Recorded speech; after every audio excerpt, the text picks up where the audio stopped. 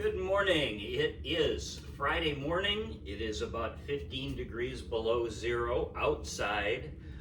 As you can see, I'm surrounded by the bones of my house that's being restored. It's a nice balmy 45 degrees in here. They've left the furnace on for the workers, but turned the temp way down. I've been packing out my shop for the last couple hours and have all my tools packed away now and ready to move out into containers in the garage where they will spend the remainder of the winter. So we have finished week 2. We are through 3 of the 8, and there will be one bonus Tai Chi form. We have holding the ball, parting the horse's mane, and single whip. Before we go into just a demonstration of those forms for you to follow along with, just a couple of things about the therapeutics. So I really do need you to be, practicing this tandem stance and or tandem walking, both forward and backward. So that inline, heel to toe, walking the tightrope. Get a few minutes of that every single day. That will help you enormously improve much faster.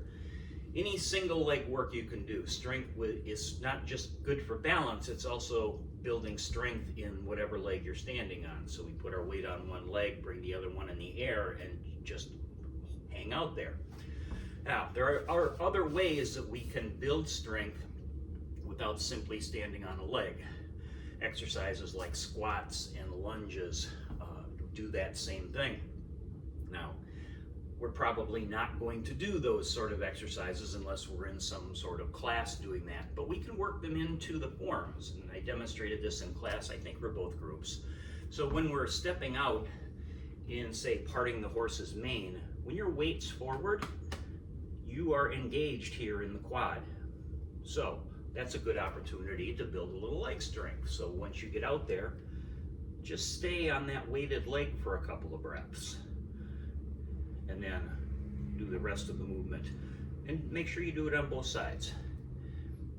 If you've had a hip replacement or a knee replacement and you know you are weaker on one side, do a couple extra reps on the side that you're weaker. That will gradually, over time, even things out a bit. So, on to our forms. I'm going to mirror you instead of turning around. So, hopefully that looks to you like I'm in right ball. So holding the ball, we take it over to the other side, side step. As you shift the weight, you roll the ball so the other hand winds up on top, and then we come on back, holding the ball. Parting the horse's mane.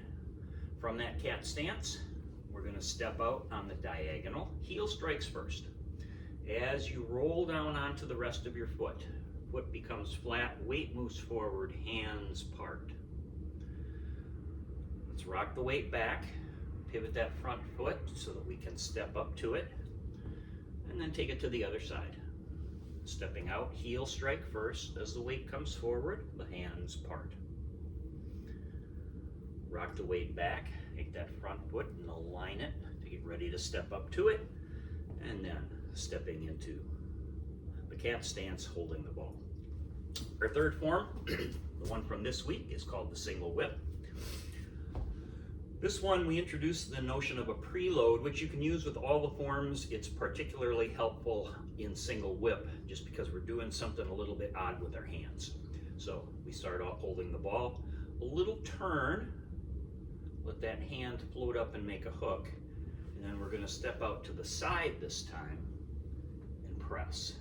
Now, stepping all the way out 90 degrees to the side may not be easy for you. Feel free to modify that a little bit. Don't make it a diagonal step like parting the horse's mane, but maybe back it off a little bit, halfway, say. So we're holding the ball, a little preload, our hook, stepping out, pushing. And just take a little peek down. Is the push of that arm aligning with the leg as you stepped out? That's what you're looking for. Whether that's out here, or a little bit in, or maybe halfway to that 45 degrees. So, single whip. From holding the ball, preload, hook, step out, press.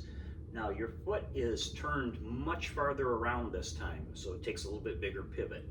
So as we rock the weight back, go ahead and pivot that foot, step up, holding the ball. So we can go the other direction, little preload, make our hook, stepping out, pressing. Rock the weight back, pivot the foot, step up, and you finish in right ball. So our three forms: holding the ball, parting the horse's mane, and the single whip. Next week we will add waving hands like clouds. That one's got a little bit more going on. It takes a little bit to get the hang of, and remember, what leg comes first, what hand comes first, and how many steps do we take. So we'll spend probably 2 weeks before we introduce another form. We do have one coming up that looks an awful lot like parting the horse's mane, so it's useful to put a little distance between those two in the set. That way they're not confusing. So parting the horse's mane, we've got the hands coming out like this. The low hand rises. The top hand is just floating down. The one we're going to look at in a few weeks as we step out, that same diagonal step, that hand, instead of rising, is going to brush down past the knee, and the other hand's going to push. So the hands are just sort of changing what they do. We have one rising, one falling. Instead, we're going to have one falling, one pushing forward. Hopefully it warms up just a touch, although the next week looks like it's going to be fairly brutal across the entirety of the week. But I look forward to seeing you Monday at Fife, Tuesday in West Bend. Take care. Stay warm.